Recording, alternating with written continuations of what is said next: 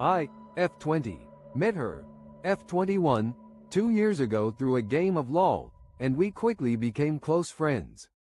We started dating a year ago and have been inseparable ever since. We often exchange photos and videos, but she's always been hesitant to do video calls. I chalked it up to her being busy or not having a good internet connection, but deep down, I had my suspicions. Today, I was planning to surprise her by visiting for the first time. I had spoken to her sister to get permission, and everything seemed perfect. But just a few minutes ago, I received a text from her.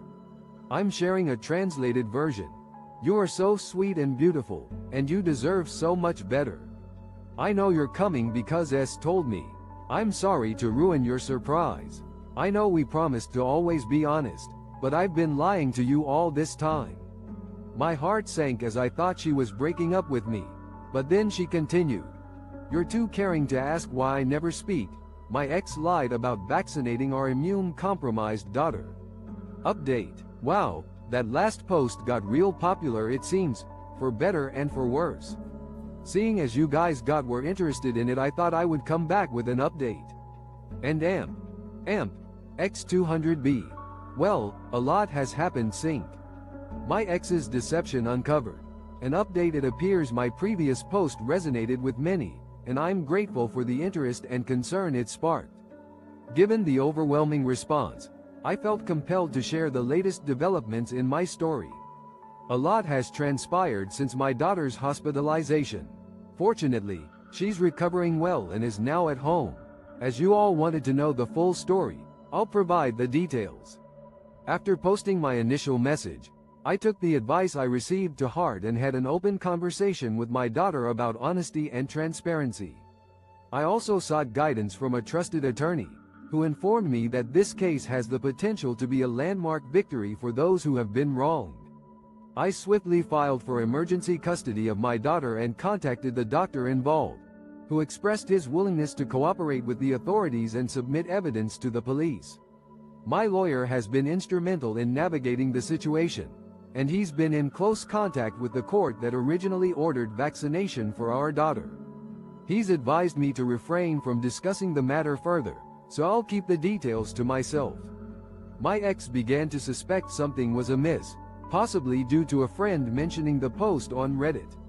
During a subsequent hospital visit, Update, Oregon, neighbor cut down trees on my property. Original post. Hello legal advice community. I have not forgotten about you, who helped set me on the path to justice. I'll get right to it.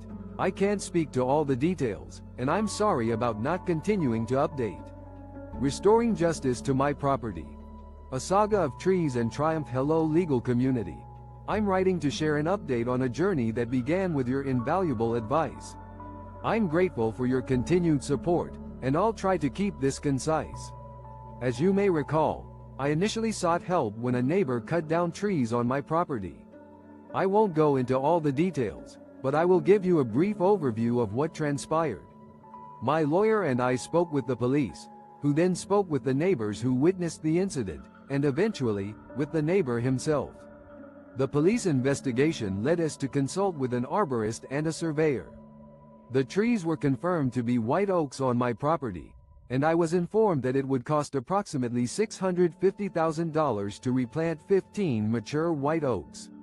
Alternatively, I could pursue the lumber value of the lost trees or seek compensation for their replacement cost and loss of property value. In essence, the question was whether I wanted to restore the trees or receive financial compensation. After careful consideration, I decided to pursue the restoration of my trees. The court proceedings began sooner than expected, and a few weeks later, the neighbor's lawyer reached out with a settlement offer. Insurance representative insists on following the rules, until she realizes the cost. Back in the mid-2010s, I had my phone insured through a premium bank account. The deal was simple. Pay a fixed excess, and they'd either repair or replace your phone. The excess was the same whether breaking the rules wasn't an option. Until it was during the mid-2010s, I had my phone insured through a high-end bank account. The agreement was straightforward. Pay a fixed deductible, and they would either repair or replace your phone. The deductible remained the same whether it was a cracked screen or a complete replacement, making it appear to be a sound arrangement. One day, I accidentally cracked my phone screen. Despite it still functioning properly, I had a forthcoming trip planned, so I decided to postpone reporting the damage until my return. When I finally contacted the insurance company, the representative asked when the damage had occurred, and I shared the information truthfully. That's where the issue began. She explained that I had waited too long to report the damage. There was a claim deadline of about 10 days, and I had missed it. I pointed out that the phone was still operational, and I needed it for my upcoming trip, but she refused to consider my claim. Her tone became increasingly condescending. Fine, I thought. Let's try a bit of creative questioning. Me. What would happen if the phone gets damaged further? Rep. You would need to call us back and submit a new claim. However, make AITA if I don't let my roommate's dad sleep in my bed. I, 21F, live in a 2-bedroom, 2-bathroom apartment. My boyfriend, 22M, shares my bedroom and bathroom with me. My roommate, 22F, let's call her Mary, has her own bathroom and bedroom. We share a kitchen, common room. Am I the asshole for not letting my roommate's dad sleep in my bed? I, 21F, live in a 2-bedroom, 2-bathroom apartment with my boyfriend, 22M, and my roommate, 22F, whom I'll call Mary. We're all university students, and I'm a junior while Mary is a senior graduating in 3 weeks. My boyfriend is also a senior and will be graduating at the same time. We split the rent 50-50, and our names are on the lease as it's university housing. Yesterday, Mary texted me that her dad is visiting for graduation and she needs a place for him to stay. Since hotels are too expensive, she asked if he could sleep in my bedroom. I was taken aback by this request and told her that my boyfriend and I would be using the room because we live here. She insisted that we need to leave so that she can have the room for her dad, claiming that it's her only graduation and she needs to make it special. When I asked if he could use my air mattress in her room or the common room, she refused. My boyfriend suggested his friend has an extra bed, but she declined because she'd have to babysit him.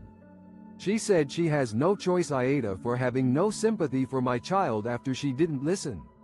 My 10-year-old daughter wanted bangs for a long time because a friend of hers recently had her hair cut and had bangs cut and it ended up being very cute. My daughter has beautiful hair, it's very long.